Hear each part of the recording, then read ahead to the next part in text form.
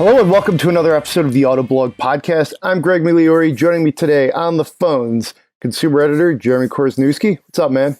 Hey, everybody. I'm doing all right. You? Doing pretty well. And on my other line here, senior editor for All Things Green, Beltz Snyder from his basement, I believe. Yeah, I just got done streaming for the Autoblog Twitch stream, which was fun, learning how to play Rocket League. But yeah, so here I am. I got to do that too someday. I was watching the stream just right on the homepage. Looked pretty fun. So maybe next week. It looks like the world's hardest game to me whenever I watch it. It's tough, yeah. And then everyone else is so good, so including Eric. That's why I have been reticent to jump in, as I'm pretty terrible at video games. My proficiency has dropped off since basically NHL hockey and some of those college football games around the turn of the century. Like, my skills have not advanced since then. So these new games, man, it'd be messy for me. But I'm gonna give it a go one of these days. That's for sure. So we got a great show for you today. We've been driving some cars, having some fun. I spent some time in the Hyundai Kona, which is interesting. The one I drove was pretty high spec, the ultimate all-wheel drive. Lots of stuff on there. We'll get into that. John, you've been trucking in the Nissan Titan Pro-4X, Yes, which I have. Yeah, man, that's a way to spend quarantine, I guess. Is you got to haul all your supplies and dry goods in that thing on and off road. Yeah, it was pretty fun. Looked good in the driveway too. Driveway tests. How much toilet paper could you fit in the bed? 0. That's a trick question because there's none available. No, that's right. Chicken and the egg question. Mm-hmm. And then, ironically, we didn't plan this. Jeremy actually went on both of the launches for these vehicles, so he can chime in on that. Tell us, maybe give us some stories about what it was like when we could travel. And what else? You drove the Mitsubishi Outlander plug-in hybrid electric vehicle, which is kind of cool, I think. So yeah, we'll talk about that. We'll hit some of the news. Sales are down, as you might not be surprised. Volvo's got this valet service that I think is kind of neat. We'll bat that around. And Harley's talking about doing cafe racers and stuff like that. So I don't know, just some interesting stuff.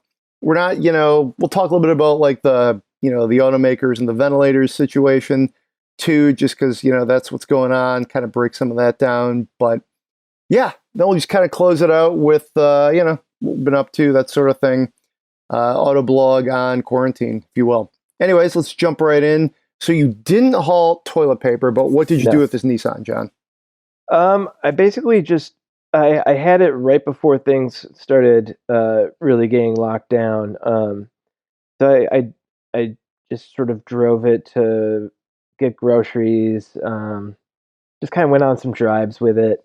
But yeah, I actually liked it more than I thought I would. It's not a big difference from the model year before, but they did refresh the Titan.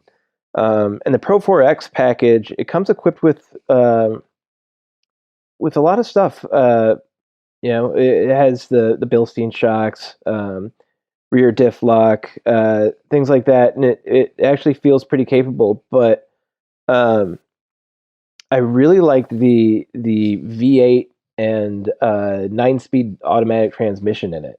It has a 5.6 liter V8, 400 horsepower, 413 pound-feet of torque, and it goes to a new 9-speed automatic transmission. When I drove the same engine in the Nissan Armada recently, it kind of felt doggish, but that was in the old 7-speed auto. In this 9-speed, it really feels eager to hold on to gears, way up to close to the red line, and every time you shift, it's like it's geared more for performance, which probably hurts fuel consumption a little bit, but you never find it hunting around. You might find it, if you're idling along and then you decide to floor it, you might find it hesitate just a little bit, but for the most part, it's not doing that at all. it's that was my favorite part about the Titan. But then the ride on this off-road package is actually not bad. It's stiff, but it soaks up when you're driving over potholes. It's got such huge rubber and that nice suspension. It just clears everything without a problem, without sending a lot of motion into the cabin. So yeah, it was actually pretty fun to drive around. And in two-wheel drive, it was happy to spin the tires. That torque comes on pretty quickly. But yeah, I enjoyed it. It has it kind of looks, some things about it from the exterior look a little goofy. Inside, it can feel a little bit old, but there's enough going on there that, if you can get past some of the things, when I think of trucks, I think of chrome and but some of these off-road versions don't have a lot of that. They're sort of dialed back, blacked out. And this one has a lot of black, black across the grill, black. It's black on black in lots of places, including the interior. And it looks sporty, but it might not be everyone's cup of tea. If you can get over it, or if you actually enjoy that, pretty enjoyable truck. I think the Titan's in kind of an interesting place. I think it struggles, no matter sort of what Nissan does to it, to have it break in among the sort of the top four, if you will, domestic trucks. So I guess my question for you is, would you put it ahead of the Tundra right now? Maybe. I mean, especially if you're looking at like the Pro-4X versus the TRD Pro. This is still even. It starts a little cheaper. It starts a little cheaper than a lot of the competition, which I thought was interesting. I don't know. My pick would be I would get a Ram Rebel. That'd be the one I would want. That's just such an excellent truck. It'd be hard to justify getting this over that. But the Tundra sells more than twice what the Titan's been selling. Maybe that will change with this refresh a little bit. But it's sort of a niche truck, and it serves its purpose. And I'd be happy living with it. Yeah. Cool. Yeah, I have some thoughts on the Titan. I'll just interject if that's okay, everybody. By all means. Yeah. So the Titan is such a strange thing to me. Several years back. A great subhead for the story, right? It's such a strange thing. Just because when they came out with this truck several years back, the latest version of it, so I'm not talking the first gen Titan, the second gen when they split it into the regular and then the XD, so extra duty, what have you. They seem to have done a really good job looking at the market and seeing where they could potentially grab some sales. They were after this extra duty, light duty plus, but not all the way up to heavy duty. And they had some great ideas there and some really good engineering to back up what they were talking about. For instance, you get into a big heavy duty pickup truck from one of the American manufacturers, and the greater their capabilities, the more irritating they are to live with on a daily basis. So you drive down a road full of potholes and or a bumpy driveway or something like that, and you're just being thrown all over the place. I mean, the head toss in those things is just absolutely ridiculous, and it has to be because they've got these massive springs and shocks and frames, and they weigh as much as your house does because they've got to be able to pull all that weight or haul that much weight. So Nissan wanted to do this thing where they could kind of elevate the light duty pickup truck. So say the Ford F1, the segment defined by the Ford F-150, give it a little bit of extra capabilities without killing the passengers inside. So you could use this thing as a daily driven passenger truck. That sounds like a really, really great idea on paper. In execution, they didn't really hit their targets, because while it was significantly easier to ride with and felt comfortable towing a load, based on the size of its brakes, its beefy chassis, beefy driveline parts, and low RPM power of its V8 engines, gas and diesel, it felt great towing, but its maximum capabilities, both payload and towing, weren't even best in the light duty segment. They were bested by various versions of the Ford F-150.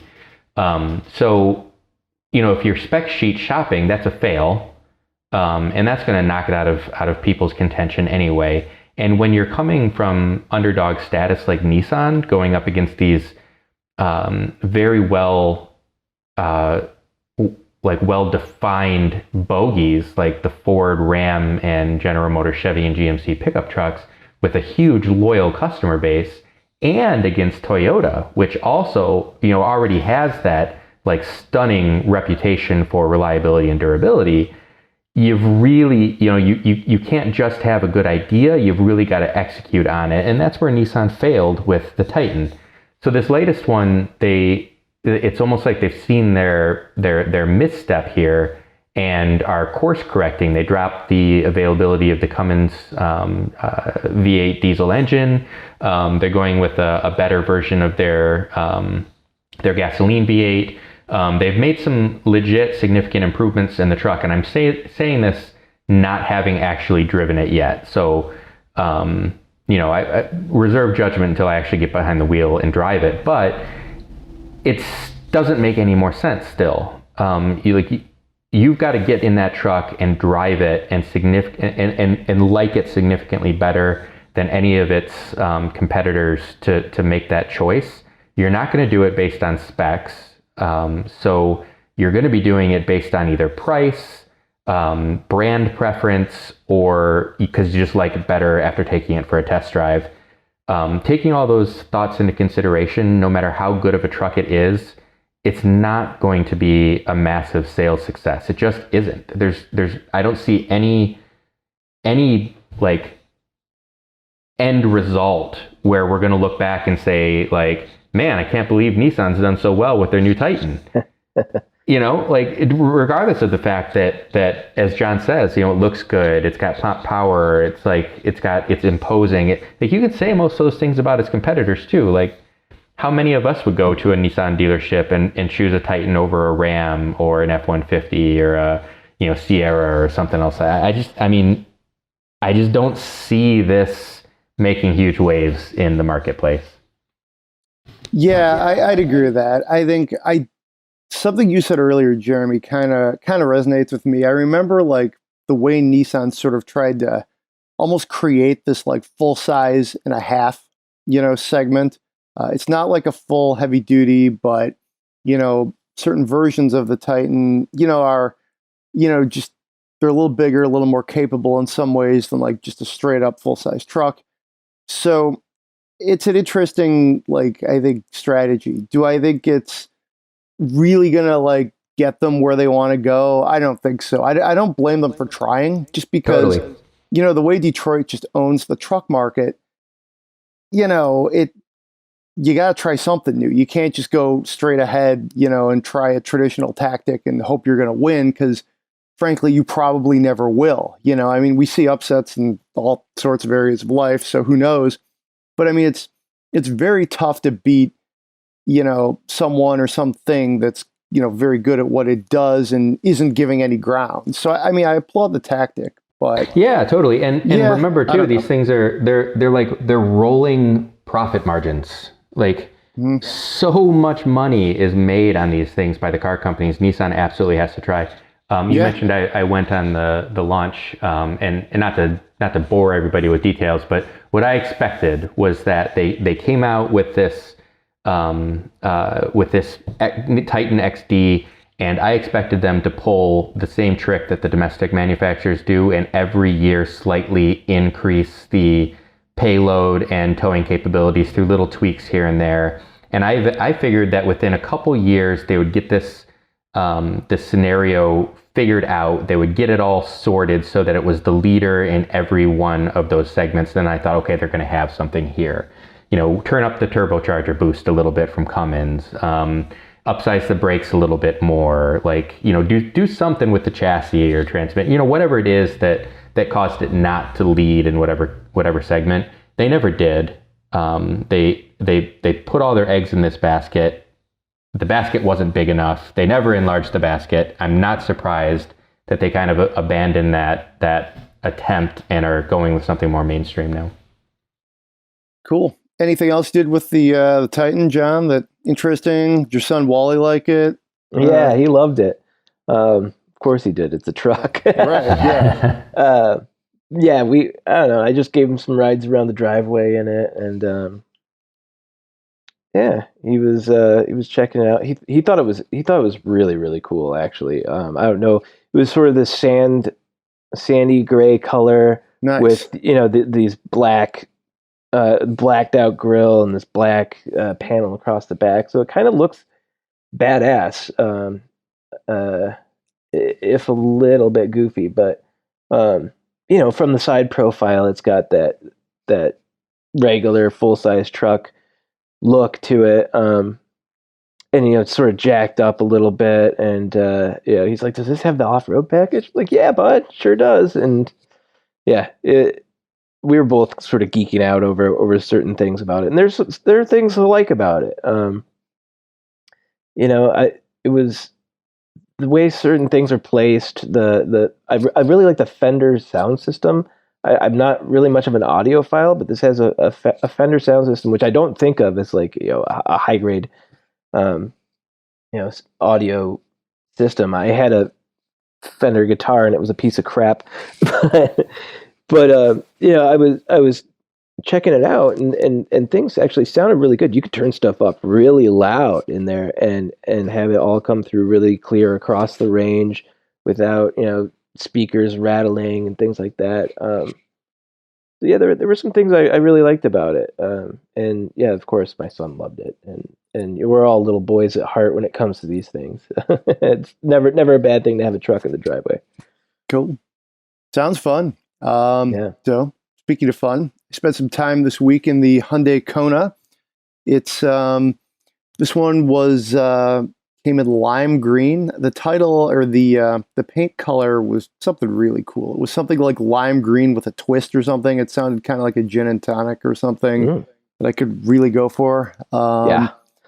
So it was a fun little kind of hatch crossover thing. We tested it in our small compact comparison last fall, I think. And I think you guys were both there as I think back to this. And I remember this one had its like supporters, there were some people I was one of them. I wanted it to win. You wanted it to win? Okay. Yeah. How come? Real quick. I just thought it did everything really well. It was the best well-rounded package, and it was super fun. It was powerful. The biggest problem with it, I think, is the use of space, especially in the back seat and sort of the cargo area. Yeah, that hatch is really, it's like sort of tall, but still just really small back there. But other than that, it's comfortable. It's sporty. I like the looks. I know you were not a fan of some of that plastic cladding. I was able to look over that.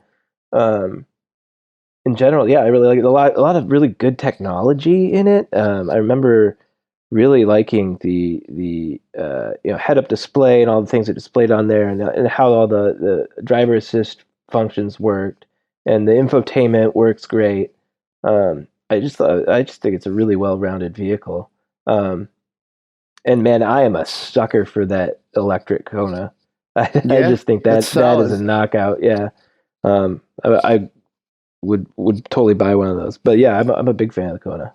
It actually came in second in the test at 78.9 points. Boy, we were really precise last fall, weren't we? Mm-hmm. It was actually, all three were very close. We did a comparo in the spring, the midsize truck, and there was some like variance, if you will, among the scores. Some were pretty close, but then the top two were super close. But it was like half a point or a point and a half. Yeah. But yeah, these which maybe in this segment, that's sort of to be expected. You're not going to get blown away by any one subcompact crossover. But I mean, basically, it was fun to drive this thing around. I, took it to the pharmacy, which is one of the places you're allowed to go, if you will, under lockdown. And it was fun just kind of being out on the road.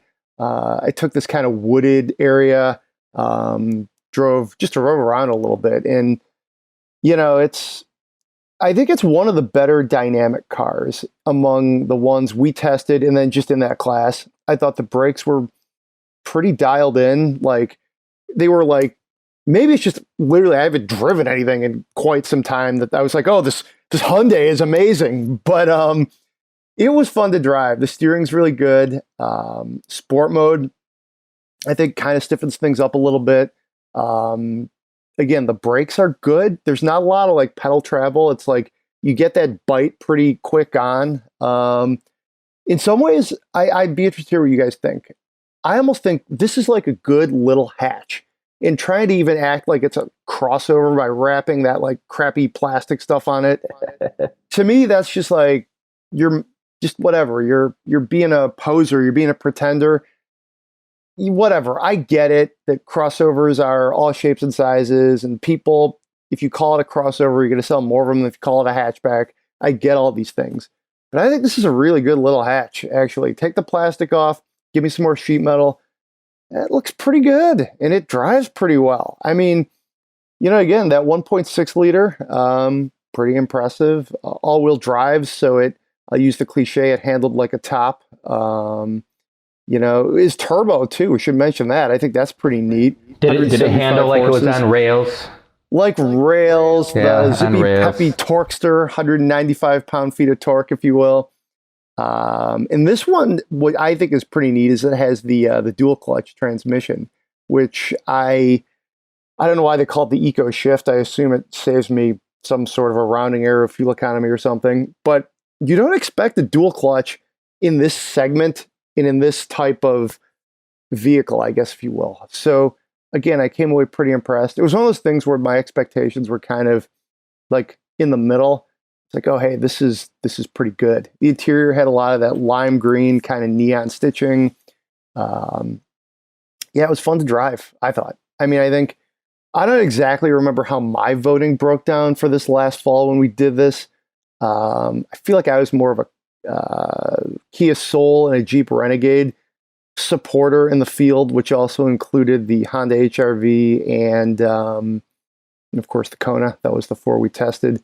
But I don't know. I think it's interesting. I think it's really, not everybody, probably not even most people in the segment are going to go with the Kona. They're going to probably like stay conservative and go with the Honda, or maybe they'll like spend a little more money and like look at the Jeep just because you get that design play. We rated the Soul the best, which is how we felt at that moment in time. And, I stand by that. But, again, I sort of kind of had my eyes open to the Kona. I liked it more than I did last fall. Yeah, I like the Kona. I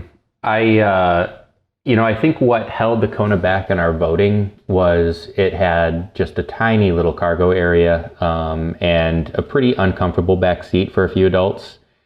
If it weren't for that, then I think it probably would have taken the victory. Like if your idea of having a quote unquote crossover, and Greg made a good case as to why it's more a hatchback than a crossover, but if your idea of a crossover has to include all-wheel drive, then Kona is a great bet.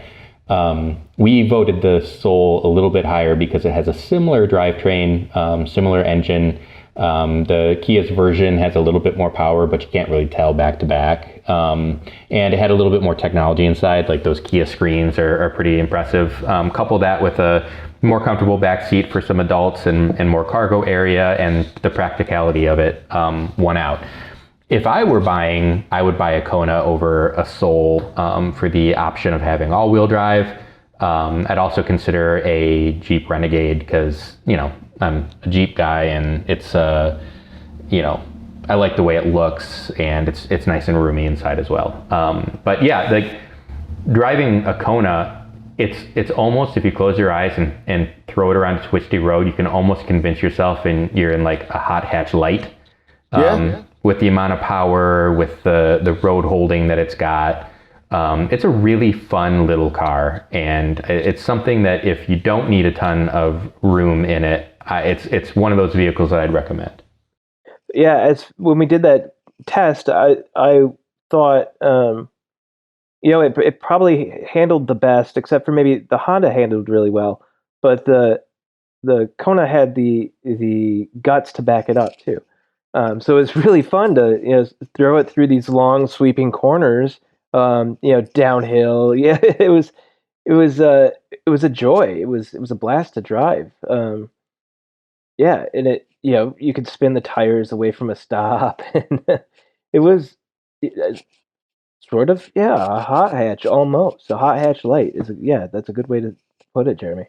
I would compare it almost like, this is cheesy, but when you go to Taco Bell and they have like the spicy sauces and then like the mild sauces, and then they have like a weird one, like it's positioned to be like medium, but it's like just like whatever they're having that month.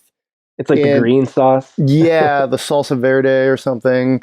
And it's not, it's just like that medium spicy hatch thing. And so, I like the Kona. Like I said, it felt really good to drive. And the only thing, and this is of all vehicles in this segment, $30,380. It's the ultimate trim level, all-wheel drive. Again, it's got the upgraded powertrain. I think if I was going to spend a little over 30, I definitely go with a more basic vehicle in a larger segment. I know not everybody needs like a big vehicle, so maybe you're like, hey, I want to pay for something smaller. This would be an awesome city car, I think, if you lived in like Montreal or Chicago and New York. New York's really congested, but like sort of like big downtowns where you can still do a little bit of driving. I mean, to me, like that's where this thing really has a great purpose. Again, fun to drive. Definitely one of the better driving cars in that segment. It's very interesting too. Every time I drive a Hyundai, I'm never bored. I mean, not usually bored. There's always something about them that's like, oh, they tried this, or, oh, hey, 7-speed dual clutch. That's interesting. I mean, they take risks. So maybe on an upcoming podcast, we should do like some sort of brand rating list. I've been kicking around this idea in my head and I haven't quite, figured out how to execute it, if you will. Maybe a post for the site even. But it just seems like when you look at like the strengths of the Hyundai brand, it's that they don't play it safe. Look at the Sonata, look at the Elantra, they go for it. I think that's cool. So that was my time in the Kona. And side note, I actually drove the Renegade, not this loan, but a little while ago back. So I'm like reliving our fall crossover test just in my own daily life. Would your votes change any after spending a week in them? I think I was harder on I supported the Soul winning. I don't remember how my scores broke down exactly, but I definitely supported the Soul winning. And then I was kind of and I thought the Honda was a pretty clear fourth. I thought just with the powertrain and like the infotainment, like there were some pretty big drawbacks there that unless you really wanted a Honda, buying it really wasn't a good option. Again, unless you really wanted a Honda, you wanted like you're a brand loyalist, you wanted the design because it's, I think, a good looking car. But then these two, the Jeep and the Hyundai, were like right in between for me. Like I could have flip-flopped their order, but as I've spent some time with them, I could almost see reasons to push them to the top. I think the Kona was one of those things where like if you added it all up, I could have seen it sort of leapfrogging the Soul in some ways. Yeah, I think it was on my personal voting sheet. I think I had the Kona in number one spot, and the Kia and the Jeep were pretty close. But I dinged the Soul for not offering all-wheel drive. If there was an all-wheel drive option on the Soul, it would have scored more points for me, and I still scored it well because it's a fun little car to drive. It's another one of those little hot hatch lights, if you will. Mm-hmm. Cool. It doesn't handle quite as well as the Kona, though.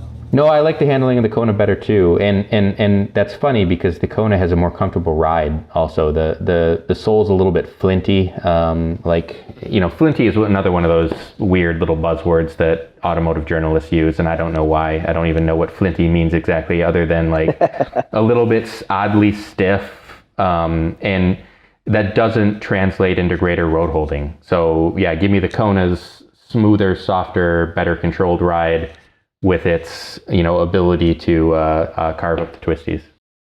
Yeah, I thought this one, again, to like sort of why it's not a crossover. This one felt fairly planted and almost like low to the ground. So yeah, pretty good. Flinty, yeah, I'm with you there, Jeremy. You ever read like a car review sometimes and you're like, what the hell does that even mean? There's words in there that like, we do a pretty good job of getting them out, but I mean, we all are prone to do this stuff. You're like, what even does that mean? I don't know.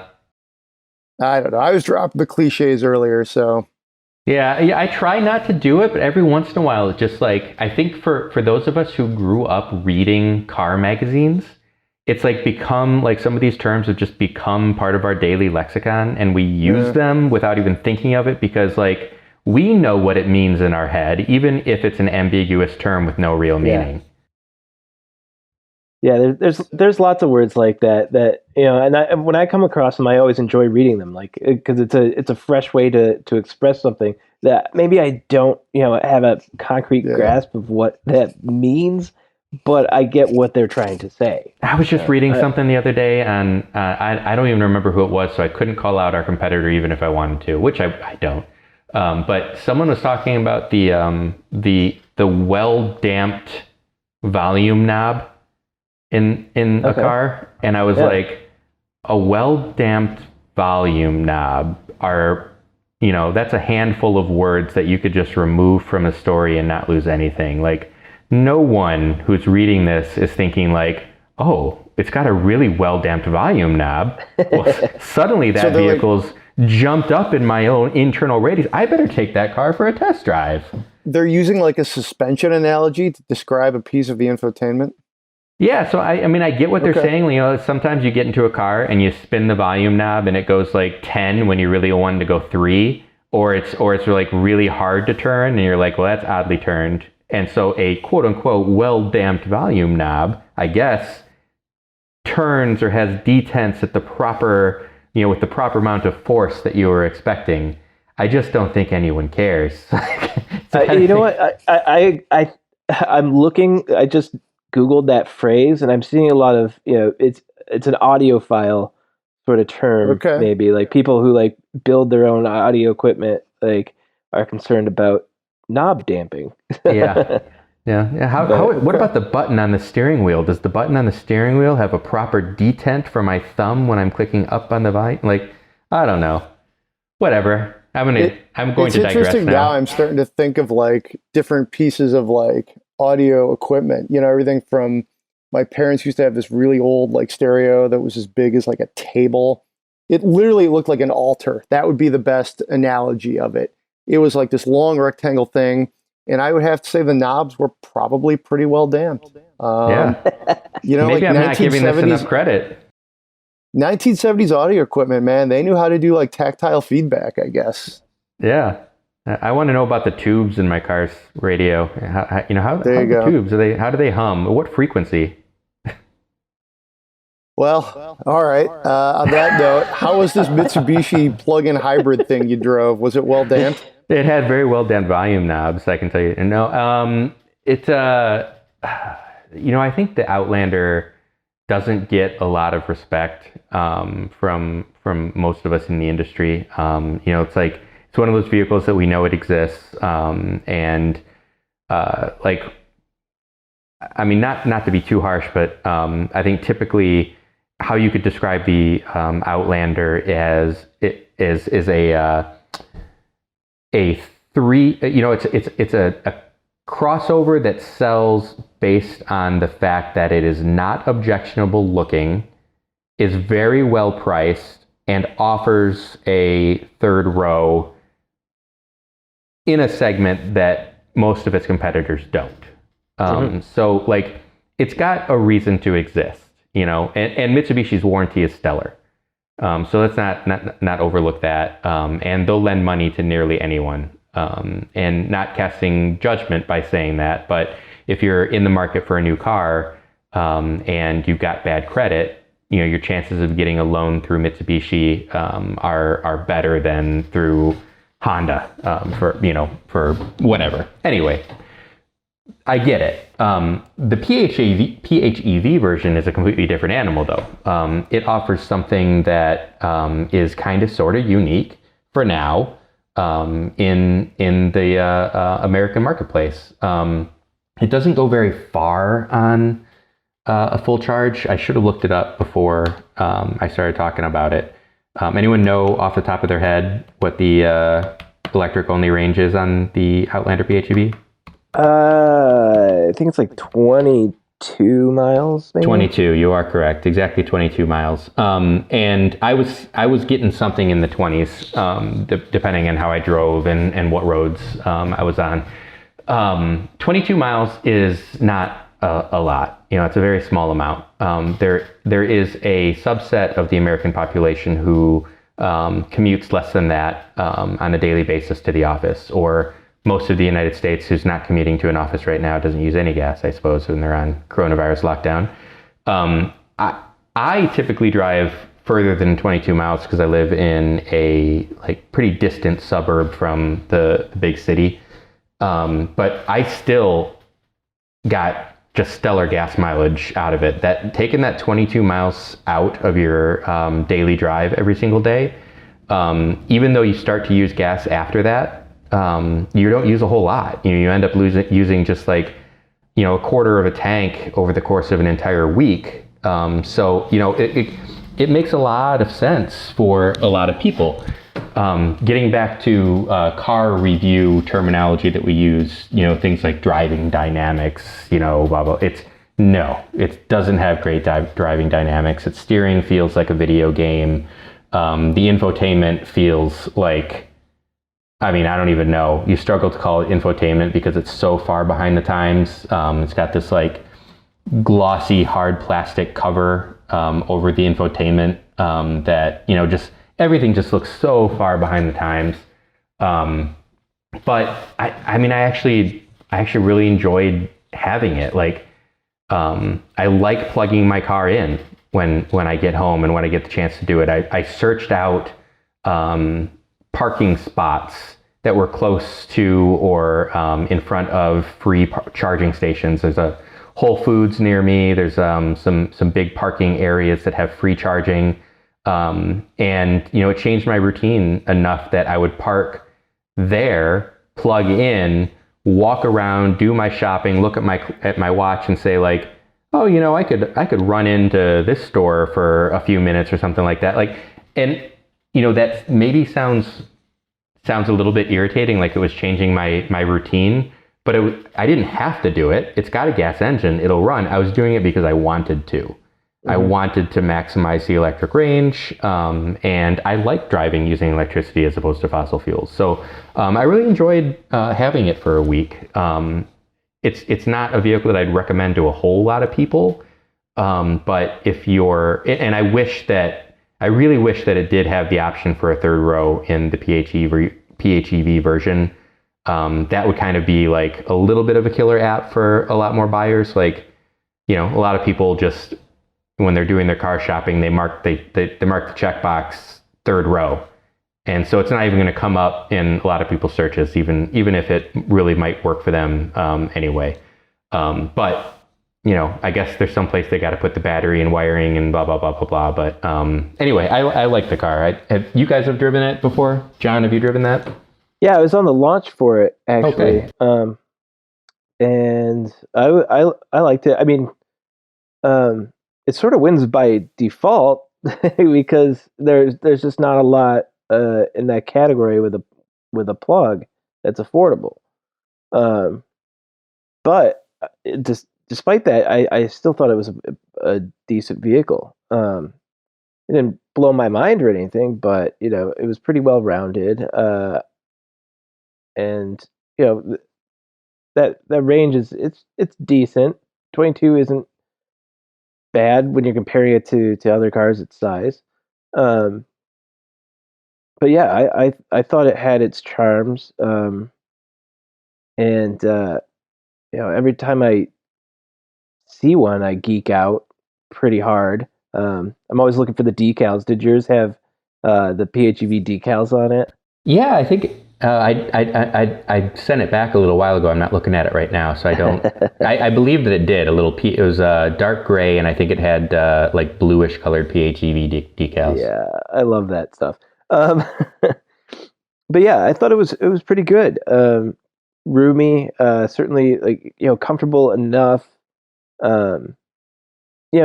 Nothing. It didn't do anything particularly great. But that's okay because it doesn't cost a great amount. Yeah. But yeah, we actually drove it. Mitsubishi got special permission to drive them on Catalina Island in California. Oh, fun. And so Very cool. we drove around there a little bit, which was beautiful. But we were driving on some really rocky, dusty, steep trails, and it was just humming along just fine. And there's a good amount of room for stuff. It's not the best looking car, but a lot of things in that segment kind of really aren't. But like I said, it just offers what people want to buy. It just happens to be a Mitsubishi. Yeah, and it's got all-wheel drive, which even a lot of people, again, that's one of those things where they're like, yeah, I have to have all-wheel drive.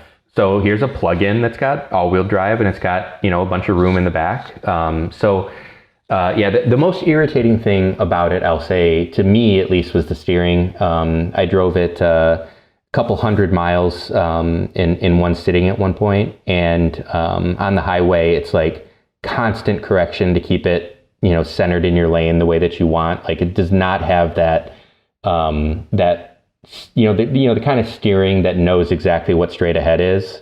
So you're kind of constantly having to there's no waiting right at dead forward. So like it veers back and forth. It's one of those things that by the end of the week I was completely used to, like, muscle memory, making the tiny little corrections, driving forward. No one can see the little gestures that I'm making right now as I'm pretending to drive it. But yeah, it's like one of those little quirks of that you get used to. I have an old 1975 Volkswagen camper van, and like you've got to go like an entire quarter turn of the steering wheel to register any change. So we're not talking anything like that terrible, but that did bug me. Like the steering on it is electric power steering, like needs a major revision. But I'm hoping that they stick with it. I actually think the Outlander is a pretty good looking car. I think it's mostly unobtrusive, but they've given it some cool chrome accents up front that kind of makes it into like a Japanese samurai face mask kind of front look. I think it's kind of neat. Anyway, that's a very long-winded way of saying I like it, I get it. If you're interested in that kind and style of vehicle, take it for a test drive and see what you think. You might like it. Mm-hmm. I think that's totally fair. That's exactly, yeah. I wouldn't turn anyone away from it for sure. And if you're looking for specific boxes to be checked, that might be your only choice. Might be your best option. Yeah. I was trying to figure out if I had in fact driven this. So I was doing some background Googling here, and on podcast episode 539, you and me, John, actually talked about it fairly extensively. We had one in May of 2018. Actually, it was probably more like April of 2018 if we were talking about it on the May 3rd published podcast. But yeah, apparently we had one in the office. I kind of remember driving it. Obviously, this was over 2 years ago, and a lot has happened since then. So, but if I recall, I remember liking it. And I remember thinking, like, Mitsubishi, and I think a lot of these sort of brands that have like small presences. I mean, you don't have to be GM or Toyota or Volkswagen. Find one or two segments, make something that works, that meets people's needs, make it either awesome and expensive or pretty good and affordable, and put it out there. I would say that about Mitsubishi. I think anytime you involve electric propulsion, that could be a great place if you can somehow either make it yourself or partner with somebody and get in there.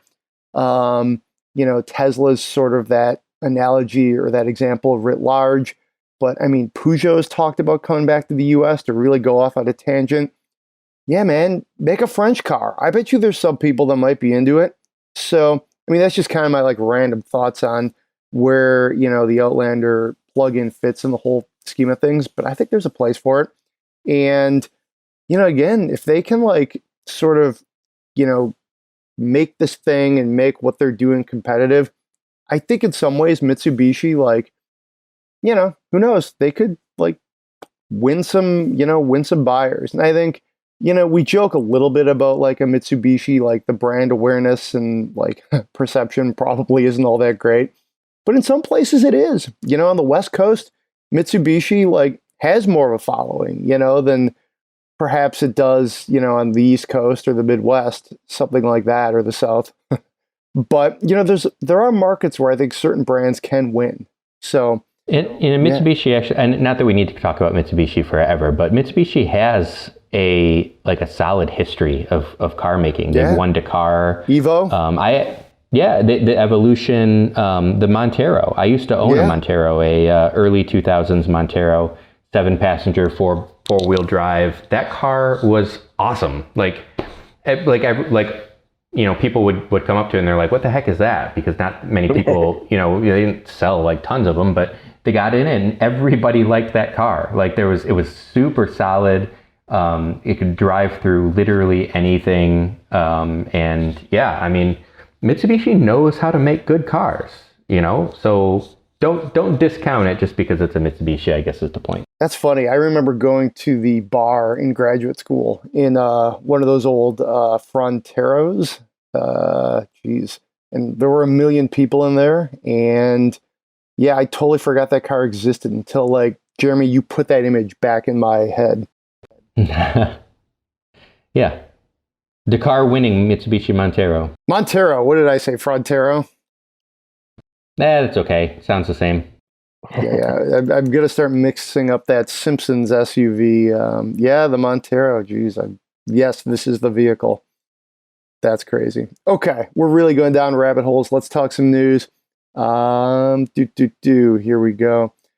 Yeah, I mean, so bunch of different things kind of going on this week. One thing I thought this was super random and interesting, but Volvo is rolling out this valet concierge service that, I mean, essentially it's pickup, delivery, loaner, which Volvo's been trying to do stuff like this just to like, come up with different ways to meet their consumers where they are. I think they're more flexible and nimble. They don't have a huge existing dealer network. So they try some things. And I don't know, our subhead here is that this is perfect for the coronavirus era. Oh, great. We're in an era now. Okay. That's the first time I've seen that put that way, but I guess it's probably true. I think stuff like this could really work. I think we're going to start entering like, just this like totally new way to rethink the dealership model and to rethink the service model. So I could get on board with this. Lincoln has tried things like this. I don't know. We don't have to belabor this, but I thought it was an interesting news note. And I think Volvo is a brand that could probably make some hay with it. For sure. And when you look at, the changes that have been happening, like with Tesla and buying your vehicles online and stuff, this isn't this isn't as big of a step as that even. But it makes sense for certain car companies, I think, especially if you're a luxury brand, or if you're a smaller brand that maybe doesn't have a ton of service centers and you want to provide, sort of this concierge service to your customers where you can pick up their car from work and leave them a loaner, and they don't have to, take time out of their day. They don't have to take off work to go get their car serviced. I was talking to Henrik Fisker a couple years ago about his plans for his cars, and this was one of the things that he was going to do, was to have basically a concierge service for, when your car needs service, it will tell Fisker, and they can send someone to pick it up, whether you're at your house or at work, then have it serviced by this sort of growing third party service called the Hybrid Shop. That's now like the hybrid and EV shop that's done a lot of work on hybrids. But it's just sort of an easy way to put customers at ease and make it sort of a seamless experience for them without having to take a bunch of time out of their day. Especially, if you have, if you ever had an experience where you take something in under warranty and something breaks, and then at the minute you get your car back, something else is broken, and you have to go back like the next day or the next week. And, it can become really, really frustrating, and it can turn you off from a brand or from a dealership. If you can, downplay that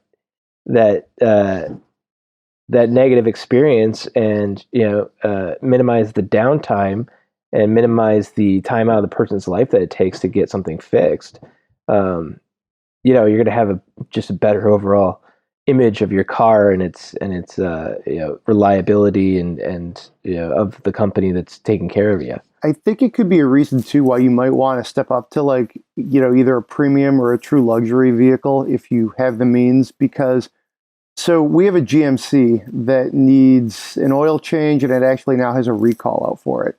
Now, we literally haven't gone anywhere basically in a few weeks.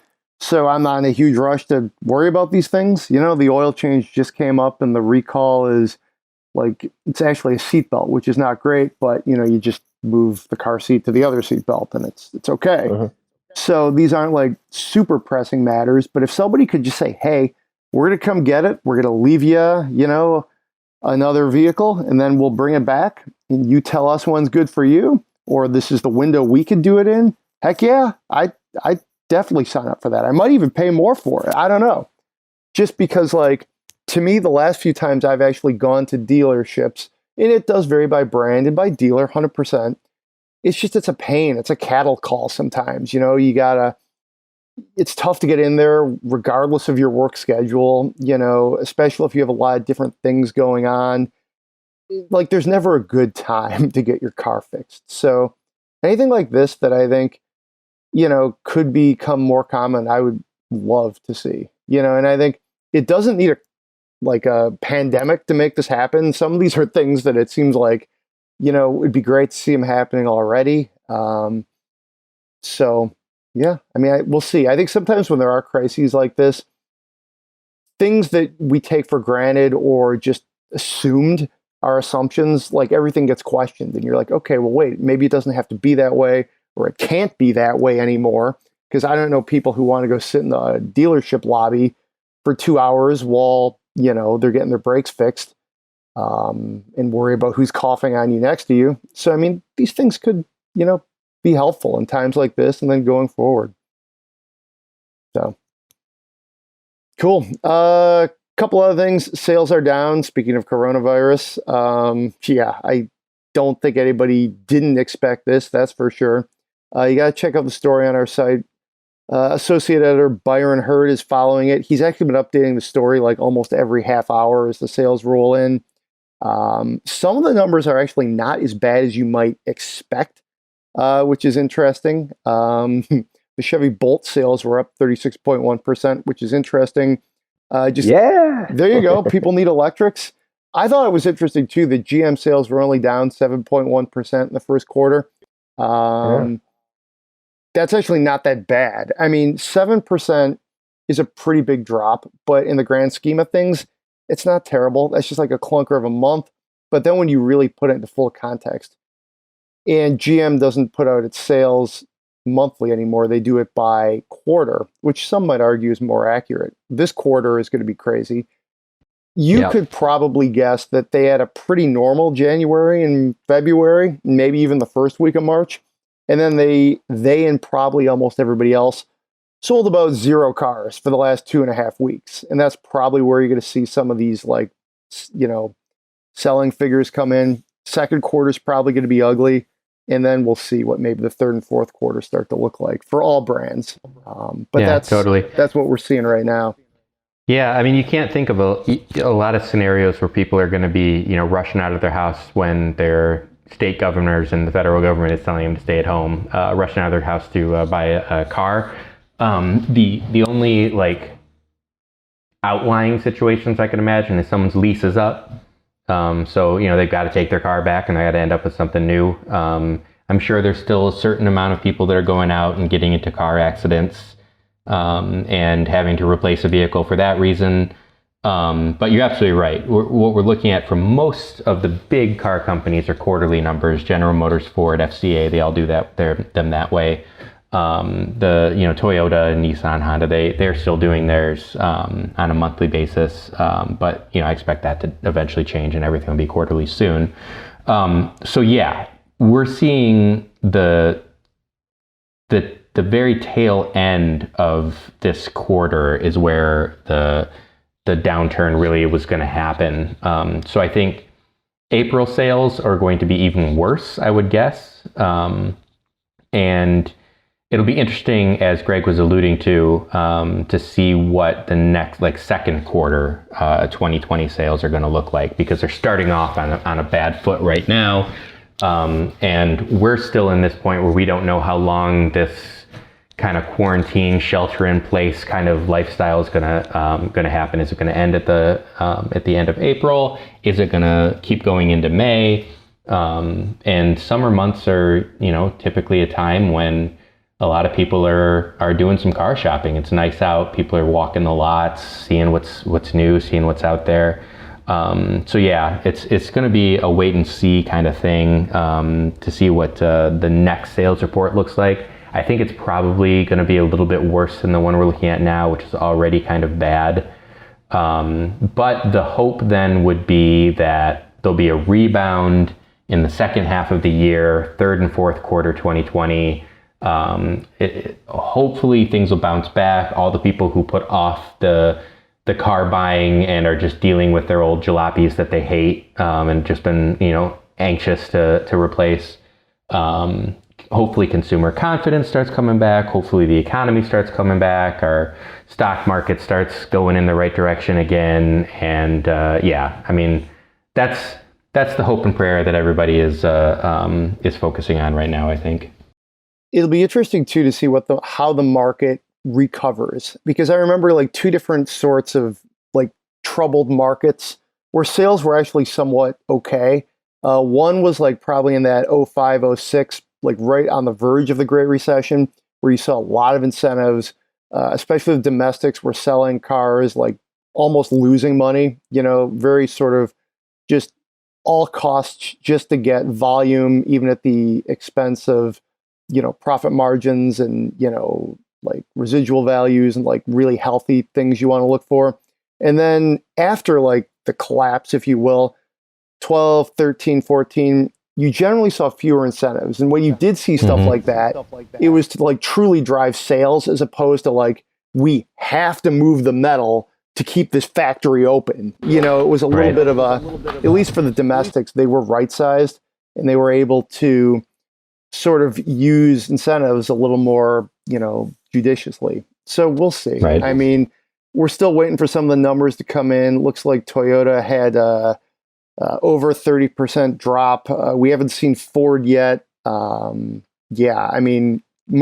actually reported for March. They still do it by the month. So, some bright spots, I think, we'll see. It was 37% for March. So, you might see maybe big trucks or something kind of weather this. Who knows? But it'll be interesting. Speaking of big trucks, Greg, did you see one interesting little footnote?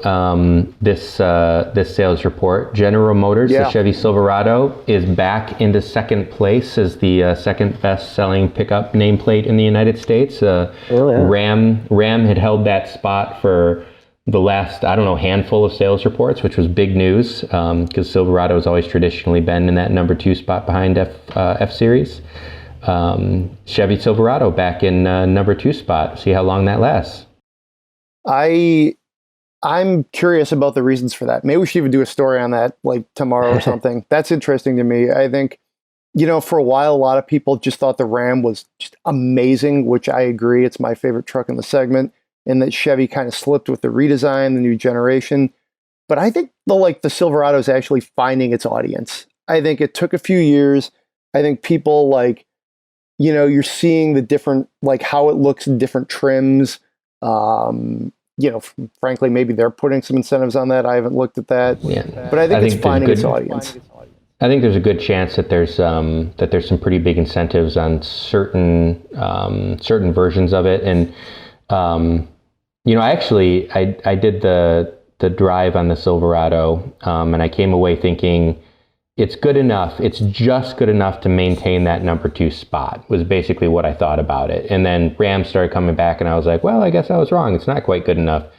But maybe that was just maybe it was just a blip, and maybe it's going to start. The worst thing you can say about the Silverado, I don't know if you guys all agree with me, the worst thing you can say about it is its styling isn't for everyone, and the interior isn't up to snuff. But the actual, dynamics of the vehicle, the powertrains, the way that it rides and handles, the specs, all that kind of stuff are right up there where they need to be. It's maybe missing a few headline grabbing features.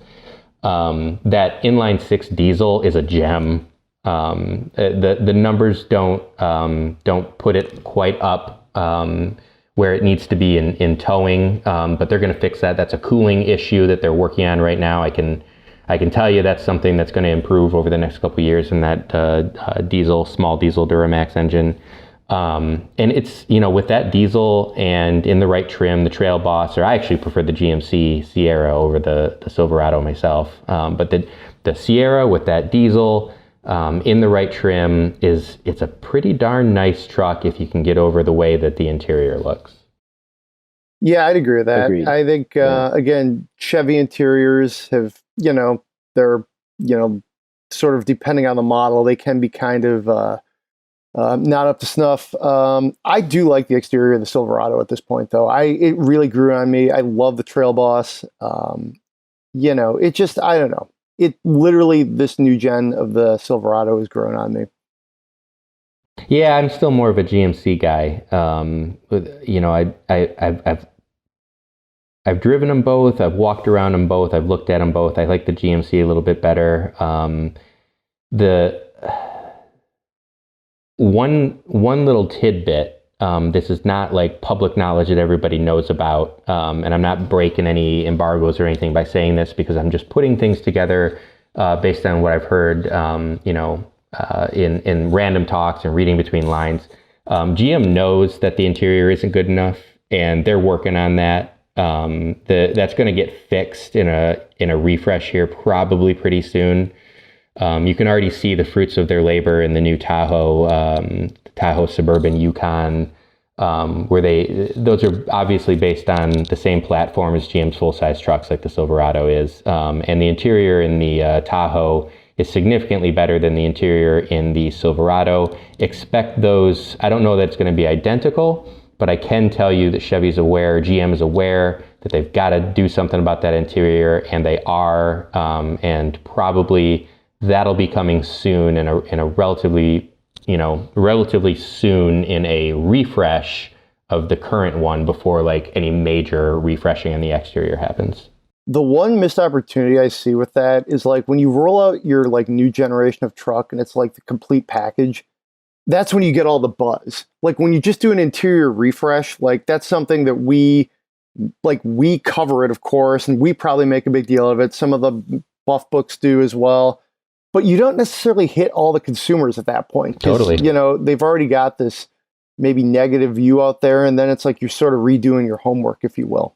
So totally. Yeah, no, it was a missed opportunity with that truck, especially when you compare it to what Ram did. Ram came out and wowed us with the exterior, and then we got inside and we're like, whoa, holy crap, look at that screen, look at the fit and finish, like they're killing it. So yeah, no, GM's got some work to do on that, and the good news is they know it. They're not in denial mode. So yeah, it'll get fixed here.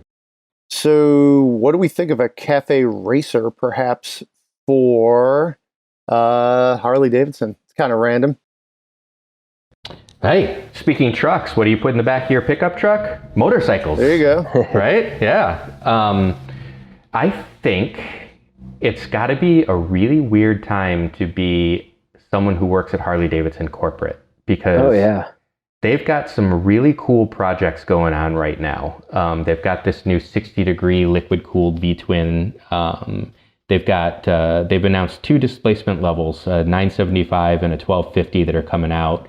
And the preliminary power figures that I'm hearing from those engines are going to be right where they have to be to compete.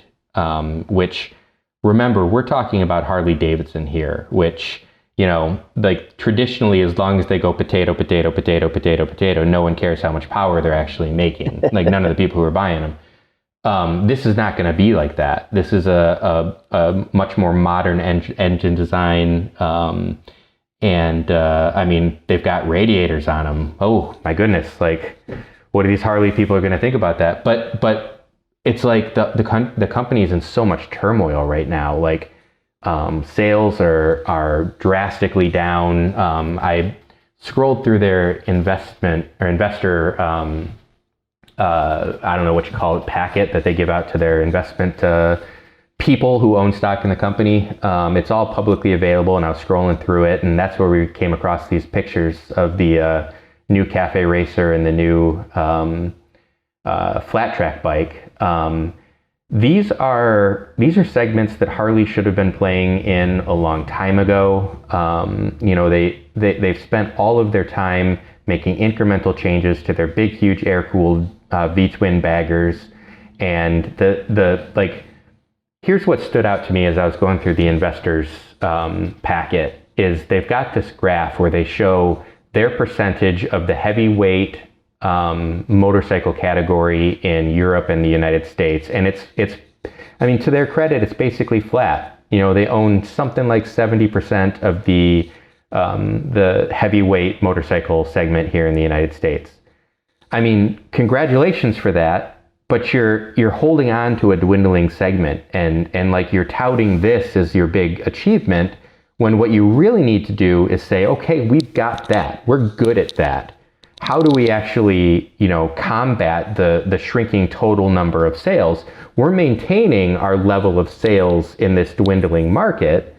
That's not good enough. We need a much bigger plan to attract new buyers as opposed to those ones that we're currently hanging on to that eventually are not going to be buying these big, huge heavyweight motorcycles. And, most buyers that are our age and are entering that point in their life where they've got enough disposable income that they think like, yeah, I'm going to park a motorcycle in my garage. They're not looking for a $30,000 V-twin air-cooled motorcycle that's dripped in chrome. They're still selling a good number of them and they're still making a crap ton of profit on them, but they're just not competing in other segments like they had to. They've tried to with Buell, they've tried to, with their street line, but they, like every time they do it, everyone who follows the industry looks at it and like, yeah, cool, not what you need to do. What you really need to do is make a real, honest to God Harley Davidson motorcycle with the bar and shield on it that you could park next to a Ducati and not feel bad about. And that's what they're trying to do with that's what it looks like they're trying to do with this new flat track and Cafe Racer that we posted on today. You can see the article on autoblog.com. And with the ones that they've shown last year, the Pan America, which is a adventure motorcycle, and the Bronx, which is kind of a street fighter. They needed to do this 5 years ago. We should already be on the second generation of these bikes. I hope that it's not too little too late. I hope that motorcycle buyers take Harley Davidson serious. It sounds like they're finally taking the market serious and building the bike that they need to compete in showrooms.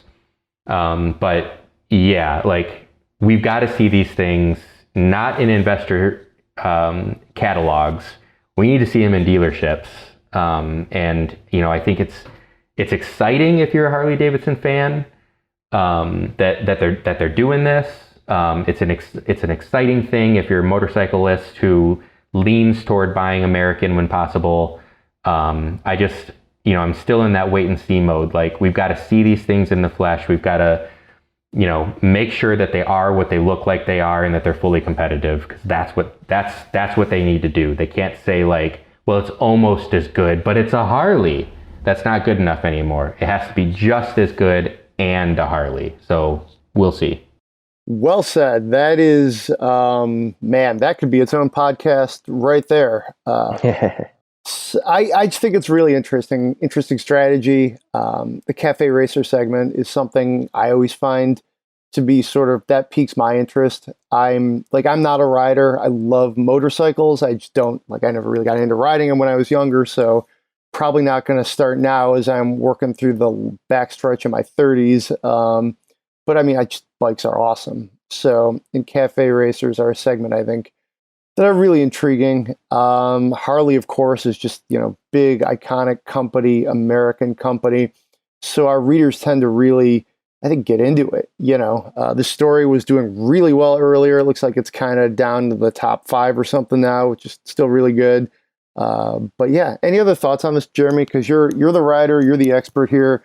I remember I did that shoot at the Motorcycle Club Riders Alley in New York with you a couple years ago for VR, and I forget what we rode or you rode, but I think it was a Scout, right? Oh yeah, an Indian Scout. Yeah. It's actually interesting. Indian's seen tons of great goodwill and press. Indian's another brand that could have come to market and kind of rested on its laurels of having the name recognition that it has. Everyone knows, despite the fact that they didn't make motorcycles for a long time, everyone knows Indian, and they know them for their big leather clad, chrome dipped motorcycles. But Indian has not played it safe. They've come out with these new innovative, fully modern bikes, and they've got a flat tracker, a 1200cc flat tracker that is getting great press. I haven't looked at sales figures on it, but judging from internet goodwill, I would suggest that it's probably doing pretty well. So Indian is kind of like this case that you can look at and say, okay, Harley, you can still build your big cruiser style, American style, hop on, go for a ride down the turnpike and, turn around when you get tired and come back home. You can still do that. Indian's still doing that with their Chief line and whatnot. But that doesn't mean that you can't take some of the profit that you're making on those vehicles and enter into these new segments that are attracting the younger riders, that are making your brand relevant to the people who are going to be buying motorcycles for the next 30 years. So yeah, Indian's already done it. It's a good thing that you brought them up, Greg. Harley Davidson is behind the times. I'm hoping it's not too late for them to catch up, because Harley's a great iconic brand. No one wants to see them fail, but we also don't want to see them make nothing but $30,000 motorcycles that very, very, a very dwindling number of people are interested in buying. Well said. I think you've given me, we did a green podcast a while back. 1, we should do another one of those, John, because that was awesome. 2, we should do a bike podcast too. I think motorcycles make a really good podcast, maybe even one of those Google Hangouts recording things we did on the Bronco a couple weeks back. Just throw it out there, let people hear us talking, and go from there. So yeah, sounds like fun. That wraps up our news segment and our review segment. No Spend My Money this week. Please send us your Spend My Monies. We'd love to spend your money because, we got to do something, right? And even your hypothetical money. Yeah, hypothetical money. What you're going to buy. Obviously, if you're not in the market right now, maybe. But if you're thinking, you need to buy a new. I was going to say bike, but yeah, we'd love to do spend my money on a bike segment too. Oh, but if you're going to buy something in the relative future, or if one of your relatives or somebody we want to help them pick out a new car or something, we love spending your money. Tell you what, when this is all over with, I think I do want to get a older 3 Series coupe, something run around in. Yeah. Maybe just throw the golf clubs in. That's what it could be used for. I was looking longingly at my Charger in the garage the other day, which hasn't moved in a couple years. That looks fun. Yeah, man, I miss driving. It's fun when, you do it in these limited abilities that we have. How's quarantine treating you guys? Not too shabby. Yeah, I've been, just changing where I work, different places around the house, and feels like a fresh experience every day. Yeah, I mean, same here. I'm one of the autobloggers that that generally works from home anyway. I make it into the office when I can, but I mean, that part of it hasn't been terribly different for me. But I live in a pretty small town, and one of the things that I love about my town is that, after my work day is over, I can close my laptop and I can walk down to one of our little breweries or one of our quaint little restaurants and, pop in for a bite or a beer or something like that. And it's a bummer that's been taken away. I guess my I can deal with it. I'll be fine dealing with it. But I just hope that on the other side of this, that enough has been done, and I guess I don't want to see the quaint little neighborhood restaurant and bar, and I want to see them come back. I want to see them bounce back from this, and I hope that they have the resources to do so when it's all said and done. Totally. Yeah, we just heard one of our favorite pizza joints closed. Basically, they said indefinitely, so take that how you will. Hopefully they come back, but I mean, who knows? I feel like this whole takeout, takeaway thing, that's just not going to work for some people, some restaurants. So we were a little stressed to hear that because their pizza is mind altering. But yeah, I guess we'll leave it there. I was going to ask you guys about what you're eating and drinking, but this has turned into a pretty marathon podcast. I think it's just rather than talk about it, I think I'm going to go have. I've got some M43 cans chilling in my basement refrigerator. Oh, that sounds nice. Extra cool. New England IPA. What are you guys drinking? We'll close with that. If you're drinking anything, coffee is good. I've got some beer brewing right now. I was just checking the CO2 levels on it downstairs earlier today while I was on lunch. It's not quite done fermenting yet, so then I'll have to move it into the keg and then carbonate it. So I'm not drinking that yet. But in my fridge there's a collection of everything from PBRs to Yingling lagers to an oat brown ale that I got from a local brewery not too long ago. Yingling sounds good. Maybe one Heineken or something too. What do you think, John? I've been drinking a little bit less than normal, but the stuff that I have been drinking has been a little more interesting. I have a fridge full of beers, just lots of different things that I've wanted to try, and so I'm kind of going through and finally drinking some of those. Some of them, admittedly, I should have drank while they were fresh, but some of them are aging really well. And I still have several years worth of KBS, Founders KBS bottles. So I'm going to have to do a vertical taste test of the different years of it and see how they compare. It's been something I've been wanting to do for a while. I just haven't had the time to really sit and open each bottle and really take notes on them. So we'll see. Sounds like a good way to spend some time. Everybody else, hey, be safe out there. Thanks for listening to this pretty long episode of the Autoblog podcast. Hope you enjoy it. Hopefully when you're using your government approved exercise walks or whatever you do with your dogs, or going to do your essential goods, you can listen to this, break it up a couple times, and you got a little extra Autoblog podcast in your life for the next week or so. So hey, it's been a fun show, guys. Listeners, hey, thanks for listening. Be safe out there. Until next time.